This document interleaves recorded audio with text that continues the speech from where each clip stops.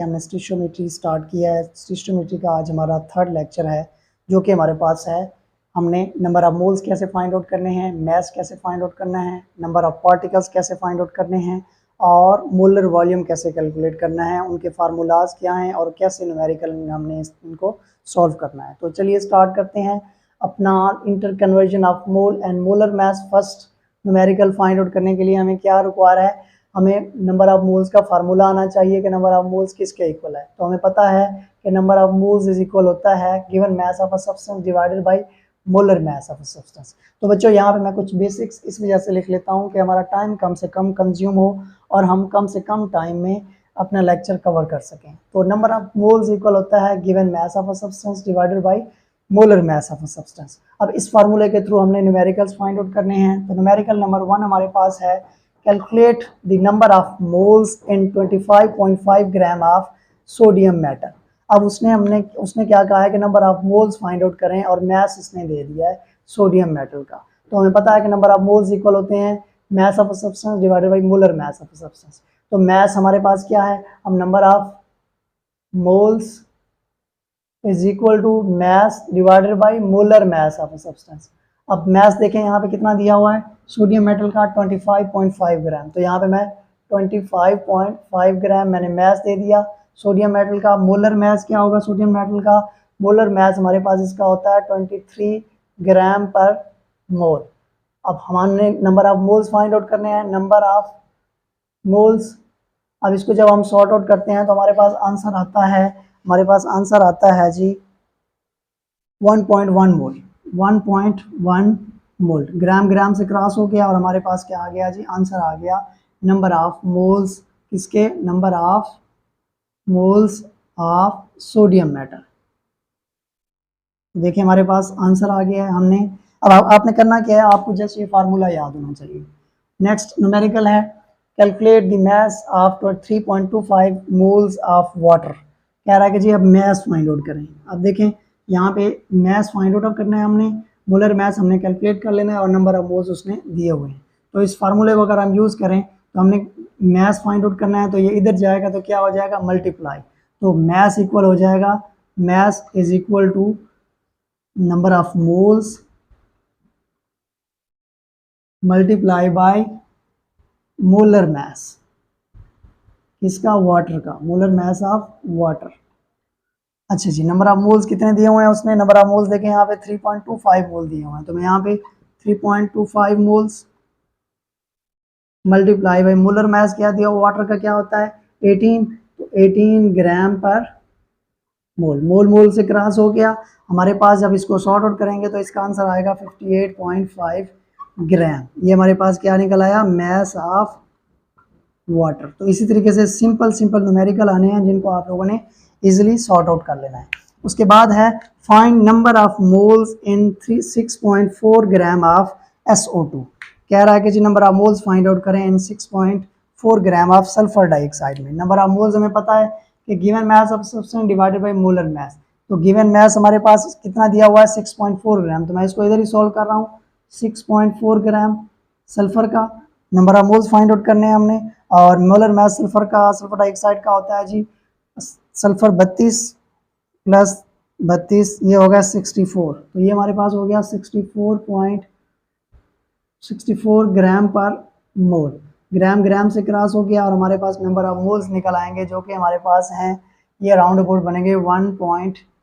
ये हमारे पास मैं देख लेता हूँ क्या आंसर आता है इसका, 0.1 मोल। इसका आंसर हमारे पास आएगा 0.1 मोल। तो इस तरीके से आप लोगों ने क्या कर लेने हैं, इनके number of moles find out कर लेने हैं इस फार्मूले को यूज़ करते हुए। नेक्स्ट हमारे पास है inter conversion of mole and number of particles. अब ये हमारे पास हमने कैलकुलेट करना है न्यूमेरिकल्स के थ्रू। तो हमेशा याद रखिएगा इसका भी एक फार्मूला है, number of moles is equal to number of particles या नंबर ऑफ एटम्स या नंबर ऑफ आयन या नंबर ऑफ मॉलिक्यूल, इनमें से कोई भी आ सकता है, आपने फाइंड आउट कर लेने हैं, डिवाइडेड बाई एवोगैड्रो नंबर। और क्वेश्चन दिया हुआ है calculate the number of molecules in 610 gram of benzoic acid. कह रहा है कि जो number of molecule find out करें, अगर मास बेंजोइक एसिड का 610 है तो इसका फाइंड आउट करते हैं। अब हमें पता है कि हमारे पास हमने ये फाइंड आउट करना है, number of molecules find out करने हैं। तो नंबर ऑफ मॉलिक्यूल्स ये इधर जाएगा, तो ये हो जाएगा number of molecules is equal to number of moles multiply by Avogadro number, क्योंकि ये इधर डिवाइड में था तो उधर गया तो ये क्या हो गया, मल्टीप्लाई हो गया, एवोगैड्रो नंबर। अब नंबर ऑफ मोल्स यहाँ पे नहीं दिया हुआ है, तो हमें पता है कि नंबर ऑफ मोल्स इक्वल होता है mass of a substance divided by molar mass of a substance. Substance कौन सा है हमारे पास, benzoic acid, multiply by Avogadro number कितना है 6.02 मल्टीप्लाई बाई 10 की पावर 23।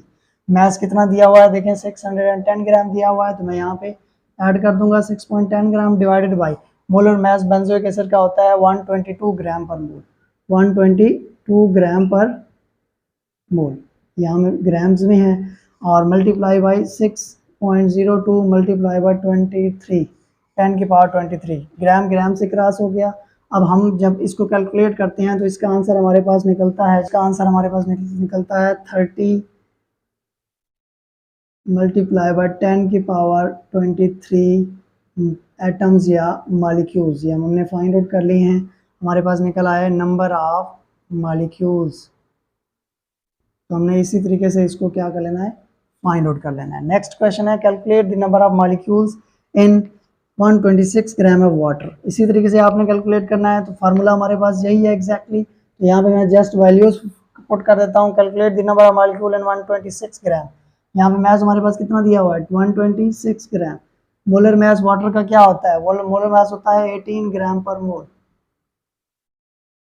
ओके जी, मल्टीप्लाई बाई 6.02 मल्टीप्लाई बाई 10 की पावर 23, इसको जब आप सॉर्ट आउट करेंगे आंसर आता है 4.21 मल्टीप्लाई बाई 10 की पावर 23। तो ये हमारे पास नंबर ऑफ मॉलिक्यूल्स आ जाते हैं किसके, वाटर के। Conversion of mole and molar volume, इसके लिए जो फार्मूला है वो है number of moles is equal to volume of a gas occupied at standard temperature and pressure divided by molar volume.